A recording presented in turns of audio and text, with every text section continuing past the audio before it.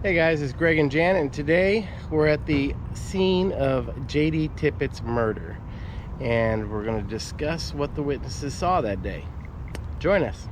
The official story is that J.D. Tippit was parked right along this curb here, his police cruiser, and his actual death location was where this X in the road is right here.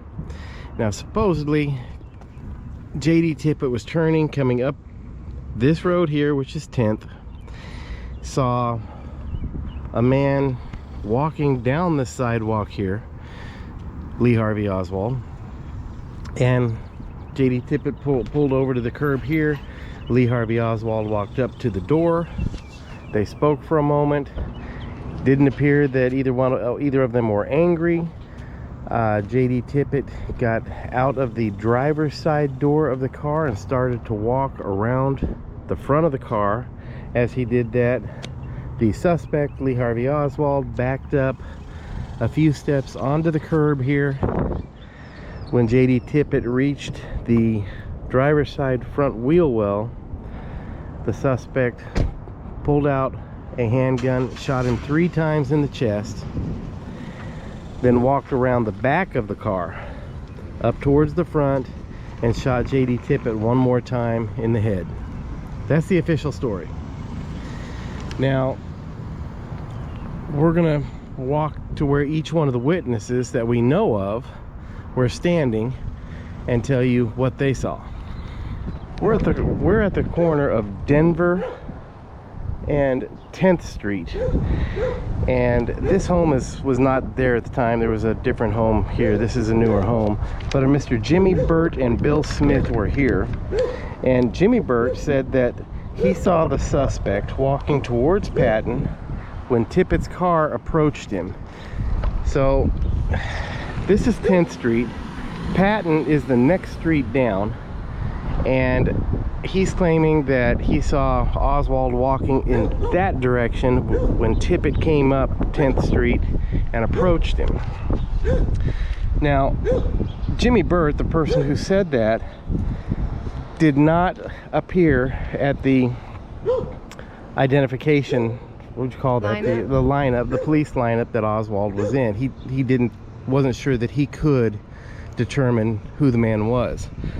But the other man that was with him that day, Bill Smith, mentioned Oswald in the Warren Commission testimony. So that's the first witness. Now, you can see there's a pickup truck, looks like a Ford pickup truck, and beyond the pickup truck is where Tippett's car was. And that's quite a ways. So I can definitely see that, yeah, they may not have been able to actually recognize Lee Harvey Oswald.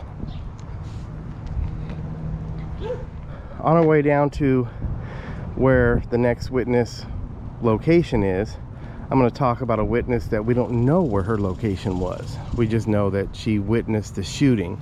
Her name was Zappola Clemens. She witnessed the murder and was filmed being questioned by local media. She claims that there were 2 men involved in the Tippit shooting and that she was threatened by the Dallas Police Department. She's never been heard of again. But there is film footage of her being questioned. Okay, the next witness that we're going to talk about is Domingo Benavides. As you can see, this is where Tippit's car was parked. The X on the ground right here was where he fell. Now, Mr. Benavides was driving in his truck this direction on 10th Street when he came across the police officer and the suspect, and he decided to pull over to the side of the road. And I guess he saw the suspect pull out a gun or something, because he said he stopped so quickly and hard that he bumped into the curb. Now, this tennis court wasn't here at the time. These were houses here. But he bumped into this curb and ducked down in his seat. He was approximately 15 feet away from Tippit's car. As he ducked down in his truck, the shooting began. He heard 3 shots. He did not see Oswald walk around the back of the car and shoot Tippit in the head. So there was 4 bullets taken from Tippit's body, but Mr. Benavides only heard 3 shots, and he was the closest suspect or closest witness to the scene. He was right on this scene. So where did that 4th bullet come from? Now this neighborhood is a little bit different than most neighborhoods in that they have a house sitting up front on this street and then a house behind that house also. So they had like little driveways that would go back through to the homes in the back. They were called alleys. And one of the witnesses, Duress Holland, said that a second police car was in the alleyway beside Tippit's car.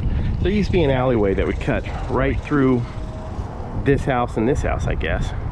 And I've seen a photo with a police car that's sitting pointed directly towards us and then Tippit's car in front of it. I don't know if that police car was there during the shooting or if it pulled up afterwards. I don't know. But she claims that there was more than one police car here when the shooting happened. Now this was the house that Tippit's car was parked in front of, very close to the corner here. And this is a newer house. The original house that sat here sat on the corner of 10th and Patton. And a Mrs. Virginia and Barbara Davis lived at this corner at 10th and Patton. After the shooting, they came running outside and witnessed the suspect, Lee Harvey Oswald, cutting across their yard and jumping over their hedges. They claim that there were other officers at the scene when the shooting occurred. So that's 2 people that are claiming that there was other officers here.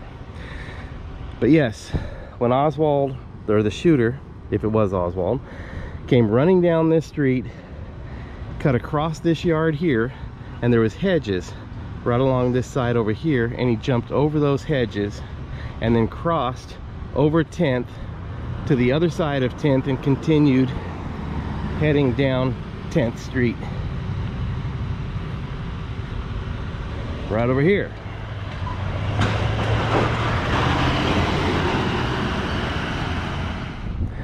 Okay, we're here at 10th and Patton. This is Barbara and Virginia Davis's property. Now, they witnessed the suspect run across their yard, hop their hedges, cross over 10th, and head on down towards Jefferson. At that same time, there was a taxi parked right here. And the taxi driver's name was William Scoggins. He parked his taxi here at this location while he ate his lunch. Now, his lunch, he purchased his lunch in this building right over here, this white building. I guess it was like a diner or a sandwich shop or something, but he purchased his lunch there, brought it back to his taxi, and he was eating his lunch here in this taxi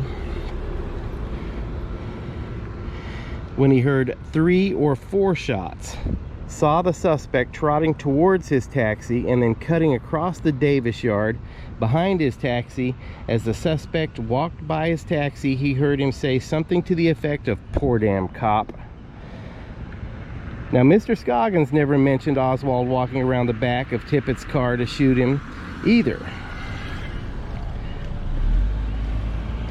He mentioned that the suspect had crossed the street to the other side of Patton, holding the gun up in the air. So as he was parked, he was looking this way when he heard the shots. He saw Oswald come trotting down the sidewalk here, then cut across, and just like the Davises had said, jump over the hedge. He went behind his taxi while saying something to the effect of "Poor damn cop" to the other side of Patton over here.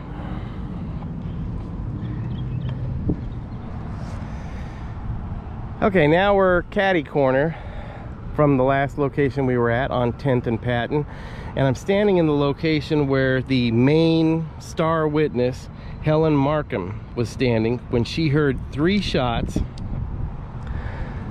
saw the crime taking place right over here. But like I said, she heard 3 shots. There's 4 bullets taken from Tippit's body. So all of these witnesses they all pretty much say where the location was at where it happened. They get all of that right, but a lot of them get the number of shots wrong. Little details like that. Some of the witnesses saw 2 people at the scene. One person saw somebody who was shorter and chunky, almost matching Jack Ruby. And then other people say they saw Oswald. Now, I would like to mention that of the 15 known witnesses, 11 of those witnesses picked Oswald as the killer. But out of the other 4 witnesses, none of those witnesses could say Oswald definitely was not involved, that he was not the shooter. They couldn't pick him out of a lineup, but that was because they weren't 100% sure if it was him. So when you go by the lineup, even though Oswald was dressed much more shabby than the other people in the lineup, the witnesses seem to, for the most part, pick him. Okay, now I'm just about 1 full block away from 10th and Patton, on Patton. Right here at this location, a Mr. Ted Calloway operated a used car lot. And Mr. Calloway states that he heard 5 shots. He ran out to Patton Street and saw Oswald running towards him with a raised pistol. So you'll see Janet coming this way. This was the direction Oswald was walking. This is about where Mr. Calloway saw him. And Mr. Calloway yelled across the street, "What the hell's going on?" Oswald slowed almost to a stop and said something that Mr. Calloway couldn't understand. Oswald continued down Patton, cut across another yard, turning onto Jefferson, which is right where Janet's cutting across this yard here, going to Jefferson. So now things get kind of crazy, because Mr. Calloway is 100% sure that he heard 5 shots. And I think he may be right. Out of all the witnesses, he may be the right one. And I'll tell you the reason why in a few minutes. But Mr. Calloway decided to take things further. When he saw Oswald turn and go down Jefferson, he decided to walk back to the crime scene to see what happened. Now, when he gets back to the crime scene, he finds several people mulling around trying to help Officer Tippit. He ran over to the police radio, picked up the police radio and tried to call it in, but was told that somebody had already called it in. But somehow Mr. Calloway ended up with Tippit's gun. Now Tippit, when he was killed, he fell over on his gun. So Mr. Calloway or somebody, I guess, moved the body so that Mr. Calloway could get the gun, because now he's thinking, I'm in pursuit. I got to go find this Oswald or this suspect that I just saw. So he grabs the gun and then commandeers a taxi cab. And I'm not sure which taxi cab, but it may have been Mr. Scoggins, who was right here on the corner in his taxi. And they take off, heading down to Jefferson, turning right and looking for Oswald with J.D. Tippit's gun. So when they can't locate Oswald, they come back to the crime scene, right over here again. They get back to the crime scene and Mr. Calloway gets out of the cab, and now there's several more people here. Well, 3 people who were hunters had their hunting rifles with them. Out of the 3 of them, 2 of them were off-duty police officers, I guess. They apprehended Mr. Calloway, thinking that he was some deranged killer because he just happened upon this scene with a gun. And so they ended up apprehending him until more police got here and it was sorted out. But you have to wonder if he destroyed any evidence or anything by taking the gun, or made it that much harder for the police to figure out what actually happened. Okay, we're walking back down to where our last witnesses that we're going to talk about were at. On the way, I'll mention that the bullets that removed from Tippit, there was 4 bullets removed from his body. 3 of them were Winchesters, 1 was a Remington. But the shells that were found at the scene, there was 2 Winchesters and 2 Remingtons. So they didn't match the number of bullets that were in his body. There was 3 Winchesters and 1 Remington in his body, but 2 Winchesters and 2 Remingtons were found as far as the casings. So that leads me to believe that there was a 5th shot. A shot that missed. And they didn't find the casing for it. Now, as far as the casings, supposedly when the police were here, one of the witnesses, I think it was Helen Markham, I'm not sure which one of the witnesses, pointed out 2 casings on the ground and said, oh, there's the gun shells. The police officer picked them up and marked them. About an hour later, another witness found a shell, and then a while later, another witness found a shell. And so they didn't find these shells right away. But Detective Level,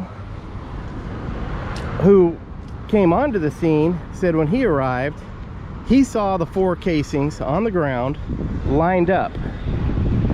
So that doesn't make sense. He said that the casings were lined up as if they had come from an automatic and were being ejected by the gun.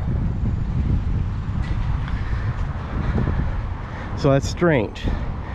But the last witnesses were either in a building on this corner or a building that was further down from where the used car lot was on this corner, and there's 3 or 4 guys there, and they witnessed when Oswald was walking down Patton Street coming to Jefferson.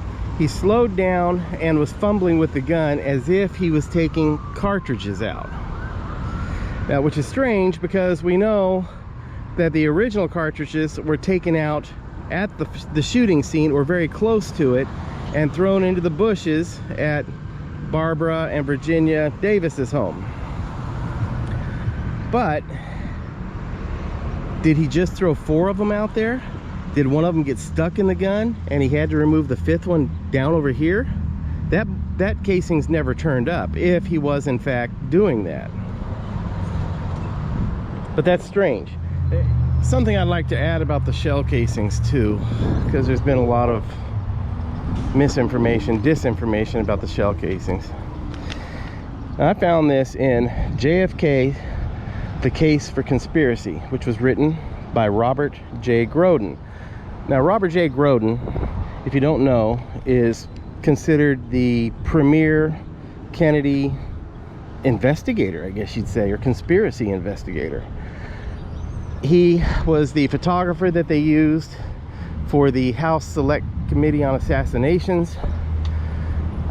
He was a technical advisor to Oliver Stone's film JFK, setting up the magic bullet sequence and everything. And anyways, inside of his publication here, sorry, it's getting ready to rain on us. He has this photograph here. He has this photograph here.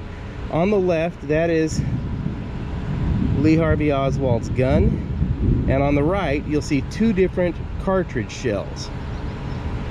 The shell on the left is the shell that fits this .38 caliber gun. The one on the right is from a .38 automatic. The shells that were found on the scene were of the type of the one on the right. So it was of the type of an automatic weapon and not a .38 caliber revolver. .38 caliber revolver could not shoot those types of ammunition. So there's all kinds of strange things happening with the evidence that was found. It almost seems like the police were operating in 6 or 7 different directions so that they would leave clues for people to think different things. It was just crazy. Okay, so the whole deal with the cartridges becomes really confusing, but It does look to me like the shooter probably took 5 shots. Now we know when Lee Harvey Oswald was captured at the Texas Theater, lightning, that he had 6 bullets in his gun. So if he was the shooter, he did put new ammunition in the gun after the Tippit shooting, before he made it to the Texas Theater. Now, another interesting side note, which kind of leads to Oswald possibly being the shooter and lone assassin, is that when he was captured, he supposedly had 2 different types of ammunition in his pocket, Winchesters and Remingtons. Both of those were found at the scene. Now what we don't know is, how was his gun capable of shooting a automatic ammo? So lots of questions, but they all end up tracing back to pretty much nowhere. Hope you guys enjoyed this. Strange RV tours will take you places with Greg and Janet's smiling faces. You might see a crazy flavored soda review, or some tips to fit your RV too. So come along, won't you join us, friend, as we discover what's around the bend. Just sit right back in your easy chair. Strange RV Tours is on the air. Strange RV Tours is on the air.